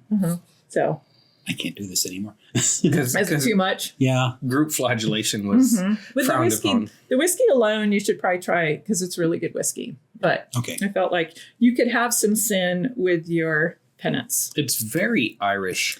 It's funny. It's too sweet, or No, it's just boozy. it tastes like a cough syrup. I feel like we need to give you another a thimble and let it breathe for 10 minutes. I just had the rest of that. It was tasty. And it had some breath. So they started around the 5th century, and the private practice of confessing sins, it used to be more of a public thing. So this was, as confessing of sins became more private, you started to have these manuals. That'd be really fun to watch, though. Oh my God. Like, Can you imagine? yeah, like listing your sins. I mean, you're competitive about that. Right. I slept with my neighbor's wife. Hey, So John. did I. Yeah. Oh, that's No, it's okay. I've just been forgiven. That's right. Move fast. Got a very narrow window there. So as I mentioned, these started in the Celtic world and were brought to Britain with a Hiberno-Scottish mission, and were then moved on to the continent. So from the 7th century onwards, that's when they started to show up in Britain and continental Europe, coming from the Celtic world. And in the early 9th century, people were not super crazy about the idea of them. They were still kind of, suspect. You mean I They have were to get outlawed for a punished while. for my sins? Mhm. Pass. But then they were required for priests to use them around the 11th century. So they vary somewhat, but there's usually a little bit of an introduction or sort of a little sermon at the beginning of them, talking about the path to salvation, or also the virtues, things like that are supposed to counter the sins. And then the rest of it talks about how actually to administer the confession and to what the prescribed penance is for each sin. And so these are called tariffs. Right. So you pay, and they actually become, if you're rich, legit tariffs, because you could actually, some of the penance, if you have money, you just pay a certain amount of money. Oh, the church. Exactly. And that word came first, right? Tariff. Uh-huh. From French tariff, from Italian tariff, from Ottoman Turkish tariff, from Persian tariff, from Arabic tariff. Don't say. From the root. Wait. From the rate. Oh, fine. Okay, so there are various rates so if it's you're just wealthy. basically, okay. So it's not, I mean, it's a tariff. It's a tariff. It's a tax for sin. So It does get pretty expensive. but I forgot to mention that we've talked about St. John Cassian. So he was part of that Hiberno-Scottish mission. He was kind of the first influence on these. Okay. So as priests heard confessions, they started to write their own little handbooks. These started to, as I said, get codified into these penitentials. They were soon kind of authorized by bishops to make things more uniform in a district. So a lot of things influenced what your penance was going to be for a particular sin. And there's a tension between things like, okay, if you're clergy or laity, like you have different penances, right? So intention and awareness versus, so attention and awareness, that's another one. Like, did you have the intent? Were you aware of what you were doing? Action versus thought. So thoughts also require penance, but it's different from actually taking action. I saw my neighbor's donkey and I coveted it.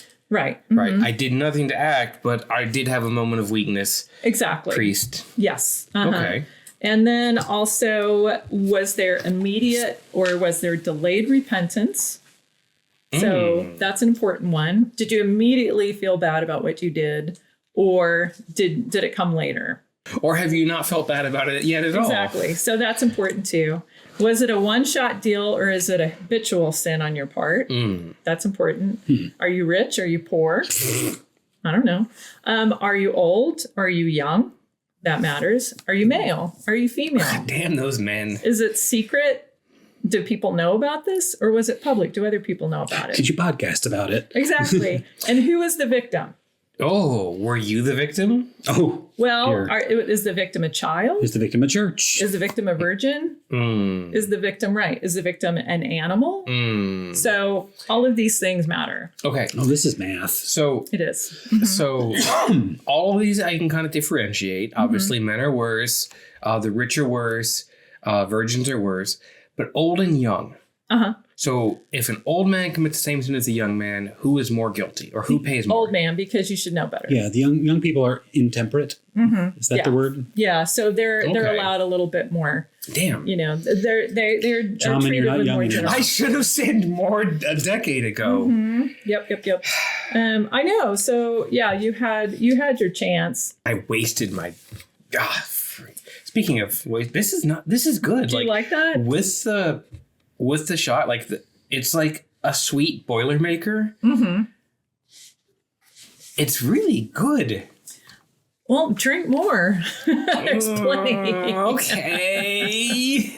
One of the things so I found several things really interesting about these. They were okay. So do you think the punishments were overly harsh for the sins, or were the punishments fairly light compared to the sins? In what context? What punishments are we specifically pointing at? Think of any sin you could possibly think of. Murder. So murder. Yeah. Let's take murder. Okay. Oh, but you have the penitential, so we know what the answer is. Yes. Oh. Well, then let's pick an easy one. Okay, let's start over. Okay. Do you have a list of penitents that you can administer? Penances that you can administer. Yeah. Right? So okay. What do you think would be okay? What do you think, A of all, is the I will tell you what the worst sin is. Rejecting God. Okay. Leaving the church. It's true. Yes. But that is the worst one. According to these penitentials, strangely enough, It's not the murder. worst. It's not murder. It's not adultery. So it's probably insulting your parents. No, you're going to be surprised by the answer. You won't believe number 10. You won't believe number 10. It's not murder. It's not adultery. It's You're not going to not guess blaspheming. it. You're never going to guess Is it on the 10 Commandments? Missing the mass. You're going to, but so, okay, worst sin you can ever imagine. I'm going to tell you what the penitentials say. Okay. Okay, but you're going to, let's say murder. What do you think is an appropriate punishment for murder? More murder. Okay. Okay. Can we start easy? Right. We have the list of penances. So if you say Falling asleep during church. yeah, and then at which point your confessor will say 3 Hail Marys and 2 Thou art Wiggles, right? Yes. And then you count your rosary, right? Yep. Okay. So those are penances. Yes. Okay. Those are the easy ones. For the hard ones, what did you do? Was all just prayer? Well, say 4,000 Hail Marys and We haven't gotten there yet. yes. So what do you think would be the worst possible, if you did the worst thing, what do you think should happen to you?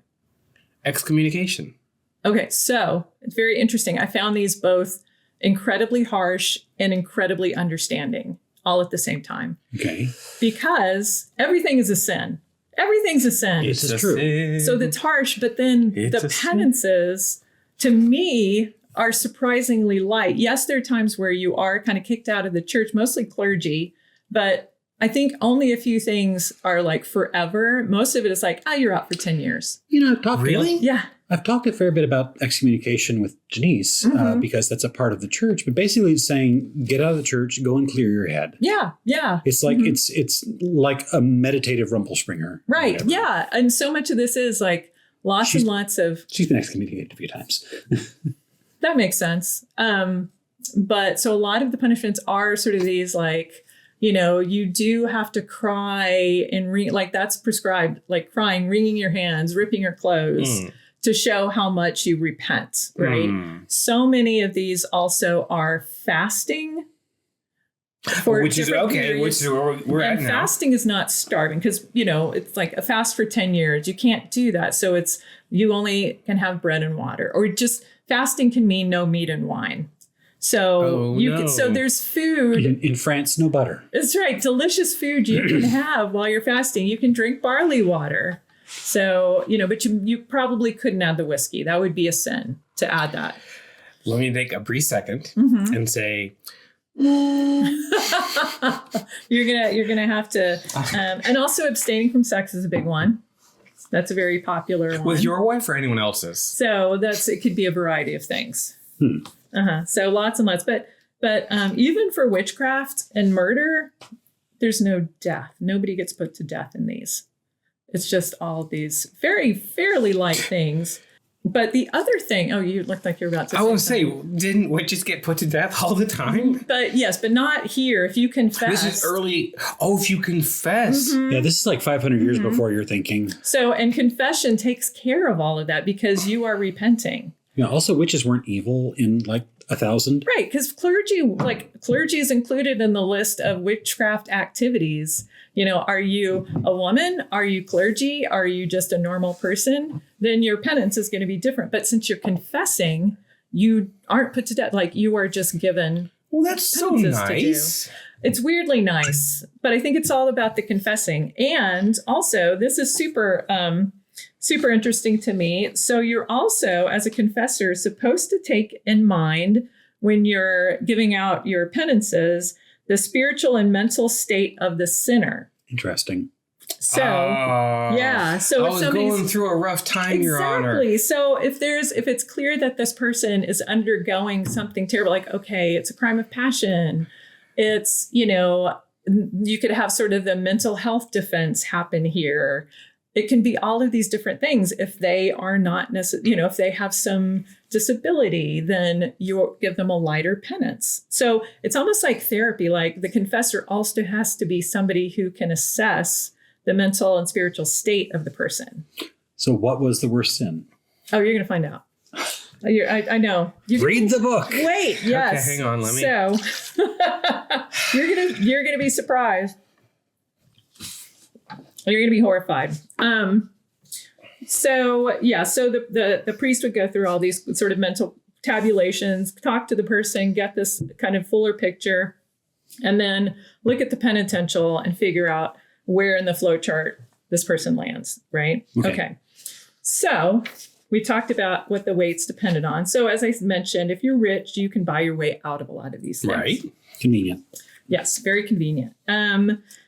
So there was a lot of opposition too. So I mentioned in the 9th century, these things were not very popular. The Council of Paris actually condemned them for a while. But they kind of folded into canon law at a certain point because they also had the purpose of policing.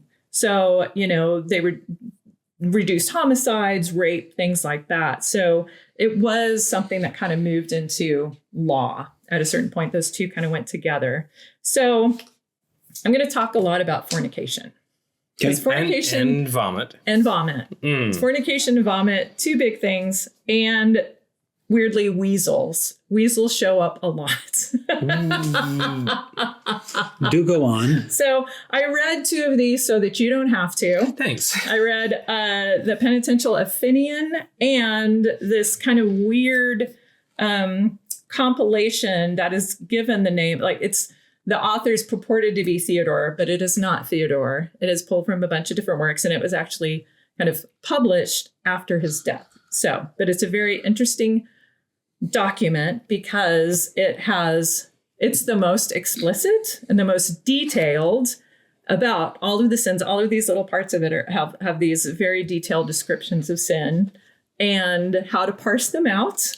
And who could be like, if you're this guy and you do this thing, but you're thinking this thing and this other person sees it or doesn't see it, and there's a mouse in your water or a weasel, but you didn't know that and you drink the water, then your penance is blank.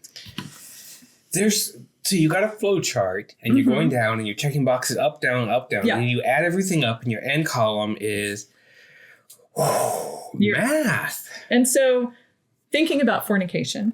I'm doing it now. Does marriage save you? No. So I have a handout. It softens the blow. So this comes from Jesus. There's a hand chart. This comes from Jesus. This from a book called Law, Sex, and Christian Society in Medieval Europe by a professor at the University of Kansas named James A. Brundage. So it's compiled from different penitentials, which help the pious man figure out if he can have lawful intercourse. Try not to enjoy it and wash afterwards. So we'll post this, but it's very helpful if you are wondering if it's okay to get it on. It goes, you start with feeling randy. You go through a series of questions, including what day of the week is it? Is your wife nursing? Do you want a child? Is it daylight? Are you naked? Is it Wednesday? And then there are situations. Is it Wednesday? Is it Wednesday? Wait, where's Wednesday? It's down at the bottom on the second column. Wait, hang on. Uh-huh. Wednesday, Friday, Saturday. Monday and Tuesday, sex is allowed. You're allowed. Thursday, sex is allowed. Mm-hmm. Yep. And Wait, Friday, you're not in love. Naked? Naked? You can't be naked when you're having sex. Nope. You can't. Okay, so you can't see each other naked. That's why it's dark. Exactly. Yes.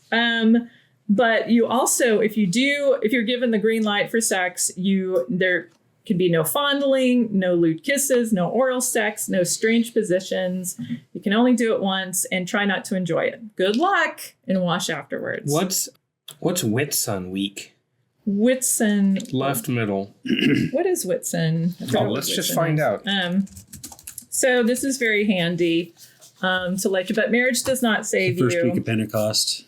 It's the penitential writers saw marriage as saw marital sex as a concession, but not a right, and it's not a gift from God. So as we've talked about many times before, sodomy is forbidden, and sodomy is everything that does not have to do with reproductive sex. Right. So that is a big deal in all of these penitentials. So the two main crimes in the penitentials are fornication and murder. There's a lot of discussion of both of those. More time spent with fornication, as you may imagine. Mm-hmm. Lots of different permutations of that. Murder is reasonably straightforward. Pretty straightforward, yeah. But I read the Penitential of Finian because it's it's believed to be the earliest known text of its kind. And so it seems to have been written before 591. And it is influential to all the others. It's pretty straightforward, kind of mirrors all of the things that we talked about, the different things that a confessor is supposed to keep in mind. And it sort of sets the tone for the penances for all of these things. But it doesn't go into as much detail as the canons of Theodore that I mentioned. So this one is in the 7th century, and it deals more with witchcraft. And in Finian, witchcraft is really focused on love spells. But witchcraft in the the canon of Theodore, deals with everything from astrology to various ways to get revenge on your neighbors, to abortion, to things of that, and to curing. But it turns out there's also a statement in many of these texts in the canon that rabbit is good for you. Just there's an aside, oh yeah, you should eat rabbit. Rabbit is good for you. It cures many ills. So keep that in mind. It pops up quite frequently. Okay. As I mentioned so the canons of Theodore also brings in that tradition of having a homily at the beginning talking about the 12 remissions of sin. So all of the different things that you should be doing instead of sinning. But I'm going to start with one of my favorite penances, statement of a situation you might face and a penance. If bees kill someone, let them be killed quickly, and one is allowed to eat the honey that they produced. Oh, okay. So the bees are punished for killing somebody, and then you get to eat their honey. Nice. So there's a lot of language issues with who actually is getting punished, because sometimes when animals are involved, it's unclear if the animal is supposed to actually fast or if the person's supposed to fast. So in a few places, the translators have clarified that for us, thankfully. Okay, so let's get into fornication. So we cover everything in the canons of Theodore, from gay sex at various ages. Top and bottom. Yes. Oh, yeah. There's a major difference. I learned a new word that I dear. did not know before. Let's see, where is it? It is interfemorally. Yeah. Yeah. Do you guys know what that means? It's between the legs. Yes. I had no idea. The Indian third gender. Uh-huh. That's how they prostitute themselves. Also, it's platonic. Love is between the legs. I didn't know. So I'd never heard of that. Well, Like I'd never heard that word, and that they call this out. Like it's enough of a thing Yeah. that is called out. Okay. Well, it's kind of like it's not really sex if. Oh Yeah. yeah. It's just like heavy petting, right? Yeah, 100%. Essentially? Yeah. Okay. So because And if you there's wear no fishnets, then you're safe. penetration. Mm-hmm. But it's a sin here, and it has Unless you're a fish. Fish don't have legs. True. Fish don't have femurs. No, they don't. But they do have feelings. Okay. So there's a discussion of effeminate males. Like I said, age of the men or boys having sex with each other matters, as does if one is older, one is younger, there's a whole different thing. Masturbation, of course. I mentioned bestiality, right? Unfortunately, animals are often punished for that, which makes absolutely no sense. But it is up to the discretion of the confessor in some cases whether or not they get to decide on that. And in some cases, it depends on the animal. Bees don't really get to say in things. Anywho, masturbation. This also relies on, is this a one-shot deal, or are you a habitual masturbator or habitual any of these things? That's a big deal. Okay. Women also were brought into this, of course, as in women fornicating with other women. Of course, women, there's a double standard because if a woman is in a marriage where I have to remember how this goes, but there's a situation where a man would be allowed to marry again. I think if his wife dies, he's allowed to marry again.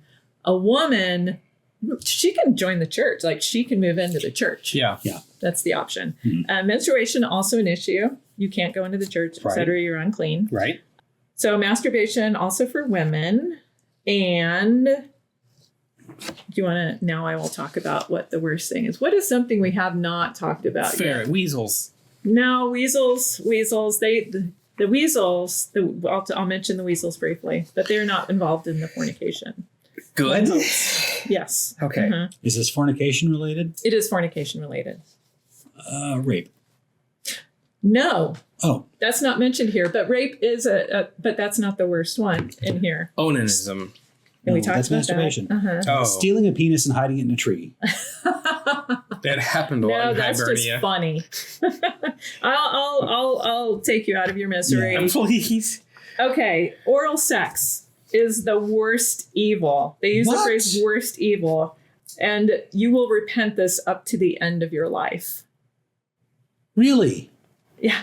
Oh, the church. Isn't that crazy? So, This may be before we invented soap and washing your genitals. so much of this has to do with cleanliness. Yeah. It's crazy because the whole weasel thing.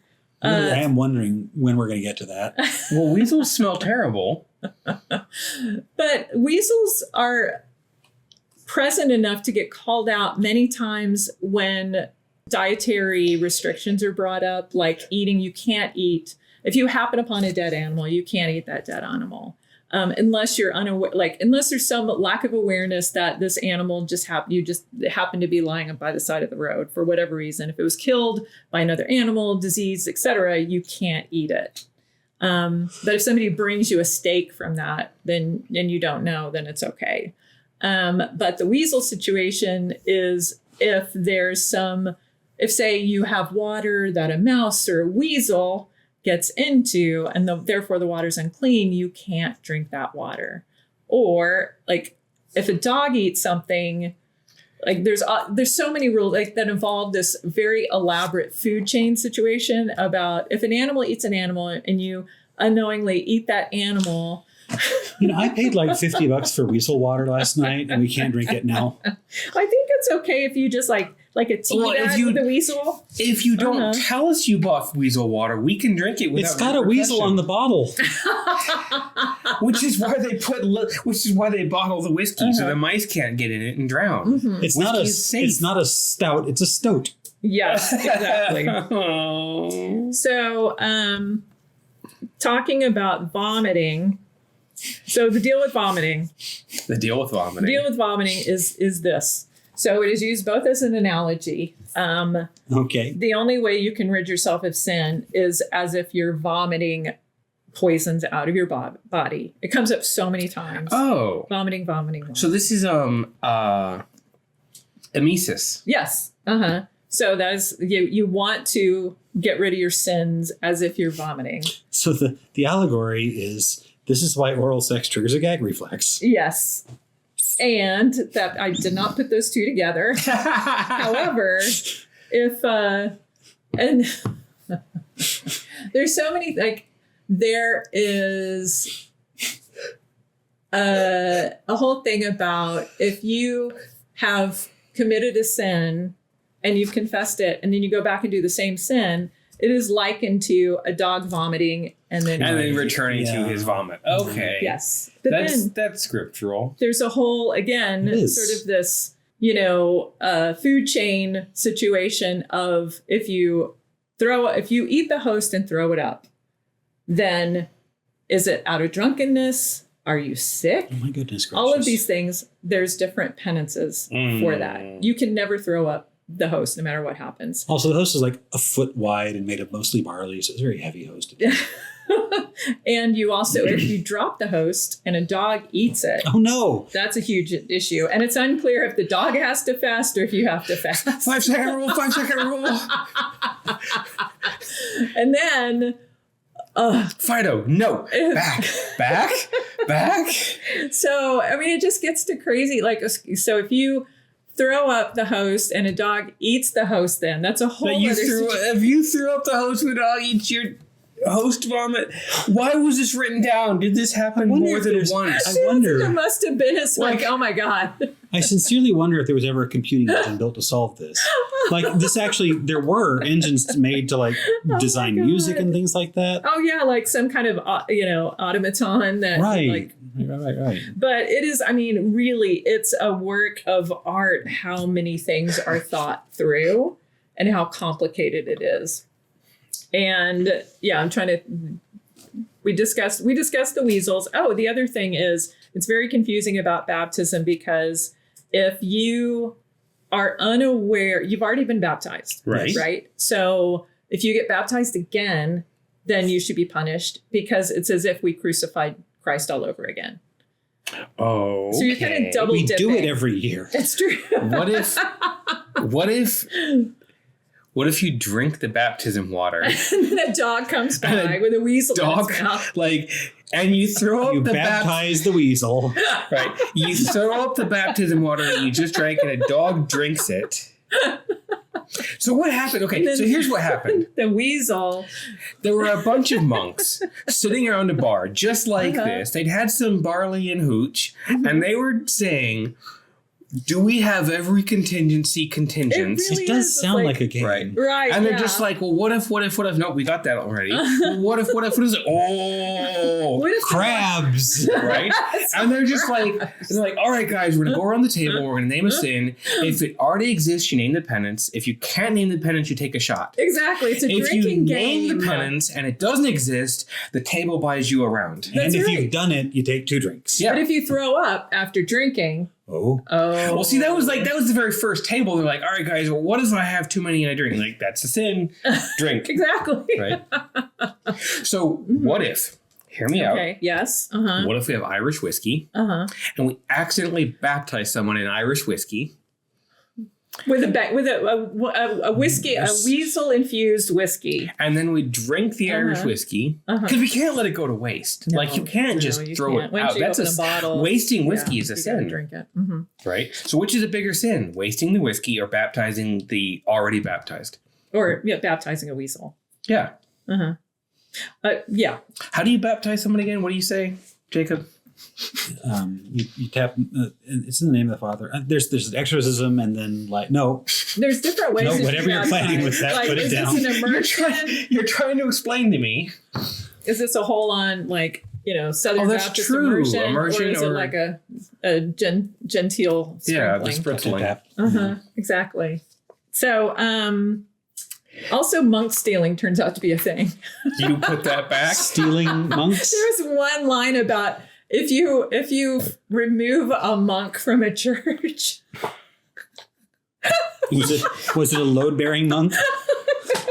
Guys, It's actually a weasel in Monk's Row. 3 weasels. guys, has anyone seen Brother Jermaine? How is that relevant? He was just here. Someone stole Jermaine. He made a little nest out of the host. But also, yeah. So I think I think I should stop there. Okay, so here's the questions I have to ask. Yes, we please have a ask list. them. We have a list of penances, Yep. right? Everyone knows the prayers, right? Yeah. Say 3 Hail Marys, say 10 Our Fathers, say 2 Dr. Wigglesworths. But these aren't right? specified here. This is all about just like fasting. So it doesn't tell you what the Staying penances away, could be. No, it does, but it's like, it's fasting. They don't say specific prayers or anything like that. Okay. It's like fasting, having to, be away from the church for a certain period, not like abstaining from sex, specific kinds of fasting, like you can't have water, you can't have wine or meat, or like just fasting in general. You have to have just water and bread. So, but there's no mention of specific prayers. It's fasting, the severity of fasting, and the duration of fasting. Yeah, duration, like, so it's all, and then excommunication. Yeah, for very brief periods. Like, I think there are a couple of, that's mostly for the clergy, and only in very severe cases would they be forever. It's usually like 10 years. Are we at hair shirts and flagellation There's yet?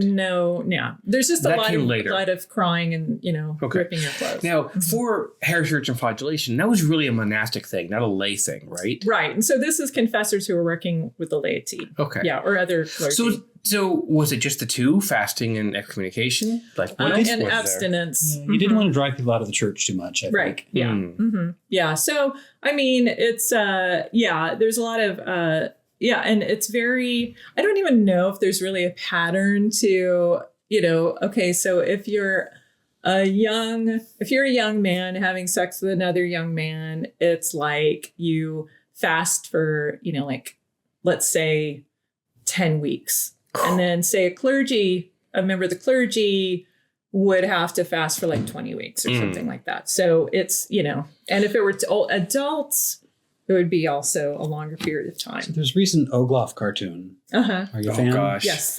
So in this recent one, someone was in a sword fight, and the attacker said, "Prepare to die." And he said, "I've always wanted to flayed a weasel." Highly relevant to this moment. I mean, it really, it kind of blew my mind how often weasels showed up. It's like, really, weasels? You drinking weasel-infused water is something to be concerned about. Yeah. Like, that happens enough to where there's penance for it. Or like, oh, it's fine. You didn't know there was a weasel there. So, but there's also, you have to, cleanse things with holy water and stuff like that. So, yeah. Mm-hmm. So shall we... I think we should, yeah. So a couple more things. I'd like to kind of have a little flashback episode moment. Okay. And think about in this journey, not just the episodes, but the things we've done parallel and our trips across this great continent. Yes. And exposure to strange people. Are there what are your most important moments? I'm not saying favorite. Not say Those are his thinking chips. Not necessarily best, not necessarily worst, but most important. I think my most important thing is getting to know you guys. I mean, we already knew each other, but I didn't know you. It's sappy. But I am sappy. Okay. My main love language is words of affirmation. Okay. So. Her second love language is whiskey. Actually, it's banter. Those 2 things get my words of affirmation often. They're very much the same thing. Very much the same I'm not thing. going to banter with you if I don't like you. Exactly. I'm like, hey, how was your day? Exactly. So banter is my words of affirmation. I'm glad that this also, we have actually sustained our contact for many, many years, whereas we were just kind of like, oh, hey, Yeah. So that's my, the friends I made along the way. Oh. So, yeah. So everything you say now is going to just sound less special. I'll just take the bags of gold and leave. I have very in my core memory now is the evening of potatoes and gravy with our friends from Texas and Cork. That was so much fun. But I think the most important moment for me is not my favorite for sure, but that time we were trapped in a line to get to the gay drag show, and we're like being subjected to endless. Laugh, but endless. That was terrifying. Well, it was terrible. It was terrifying, but like that really like helped me just kind of find my space in a lot of like my religious spaces. It was real. It was, I think it was the first time I ever really dealt with that sort of persecution at all. And that was really important to me. Yeah. Yeah. That was a really intense. It was really intense. And it was, I think it helped me kind of cement some things as well. Not as deeply as your experience, but yes. That one lady who had the coat made out of Oscar the Grouch. Do you remember her? What? Vaguely. So as we were there, the Proud Boys were there. The line was here, and there was just one lady, and she had this coat that just looked like you took 3 Oscar the Grouches, you skinned them, and you made a coat. And she was just yelling back at them and flailing at them. Right. Yeah. And the day we spent next to the Exorcist table in the paranormal conference. My gosh. That was so weird. That was, and I missed out. I mean, they kind of went after y'all, but by the time I showed up, they'd kind of given up, I think. Can we mock them live on the air? I have no problem with that. Yeah. It was just like... Because they were so racist and misogynistic, too, in their talk. It was horrible. Our pastor was possessed by a Jezebel demon. And so he cheated on his wife. It wasn't his fault. It was the Jezebel demon that got into him. And his wife was right next to him. And gave him the willies. Like, we've been trying to exorcise this Satanist for 7 years. He's still into it. And he showed us a book that showed the plans of every Satanist in the world. It's like, have you ever met an actual Satanist? They don't plan. It's like, what day is it? Tuesday? Tacos! And Satan. Tuesday at the temple. I think that, the Satan Con was really, really important. It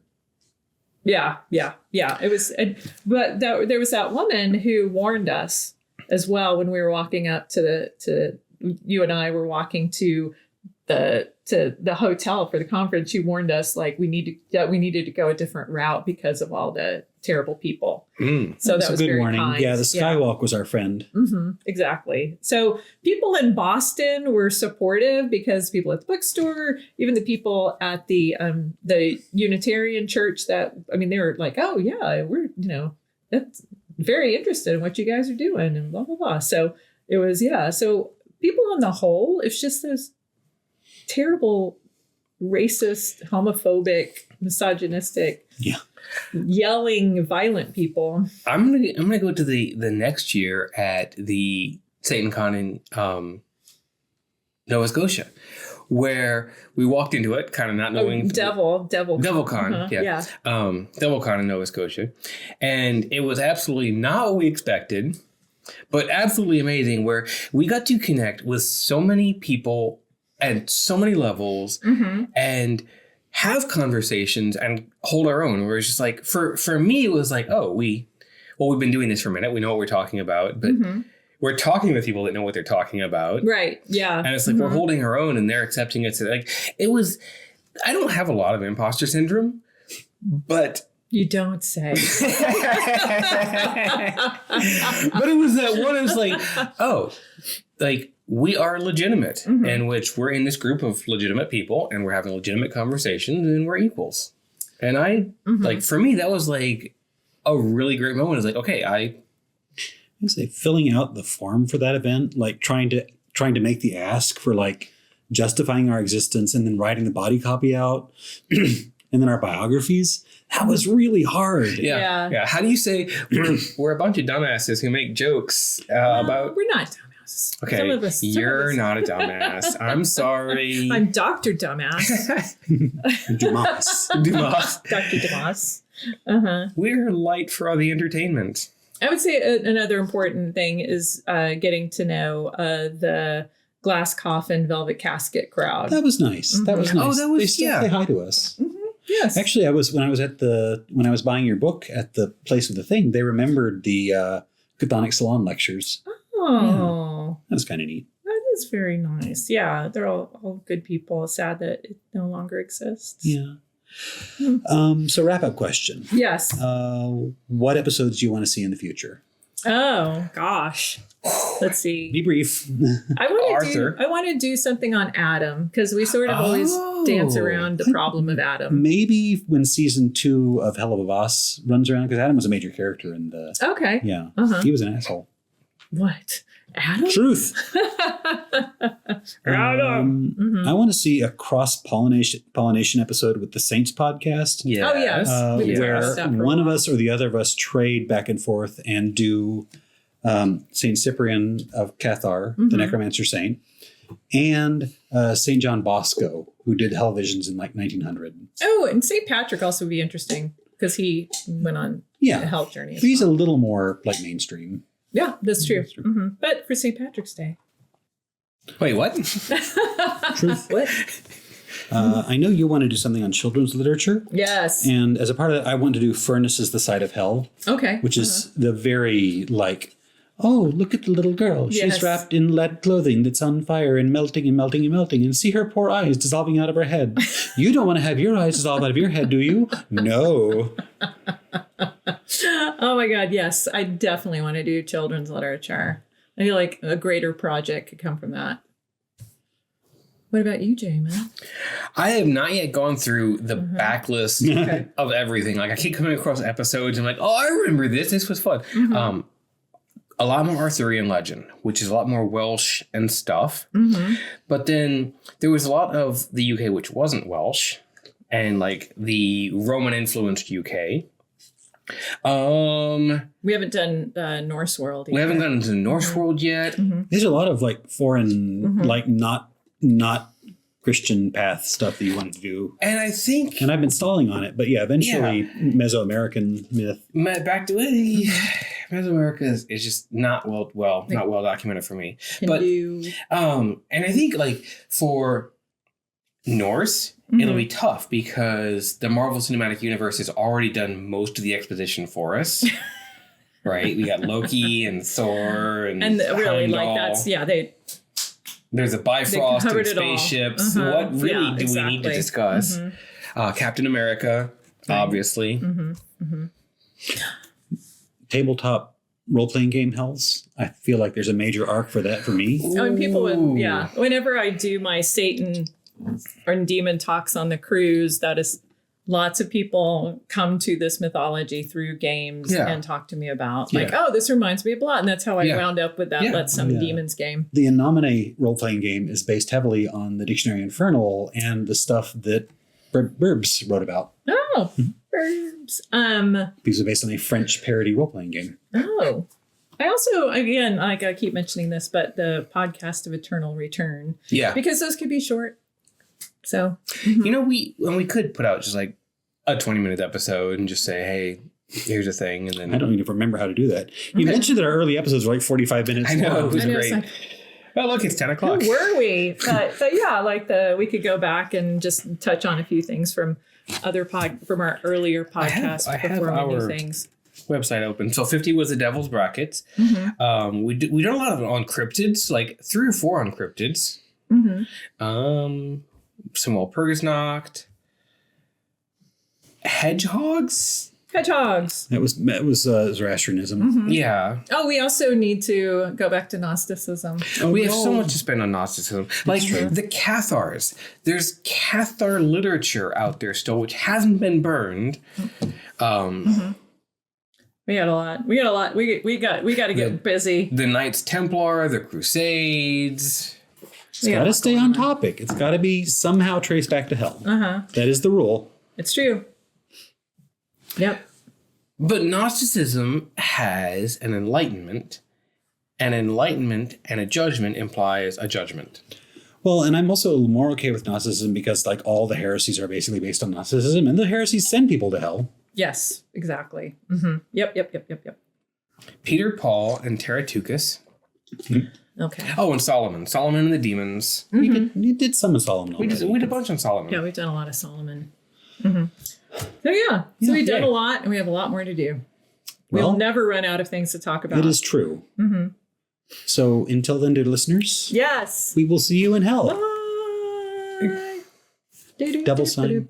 Devil sign. Devil sign. Tail Leonard. Hail Lawrence. So Lawrence, I listened to that and I was like, oh, he did it. He did the thing. He did the thing he said.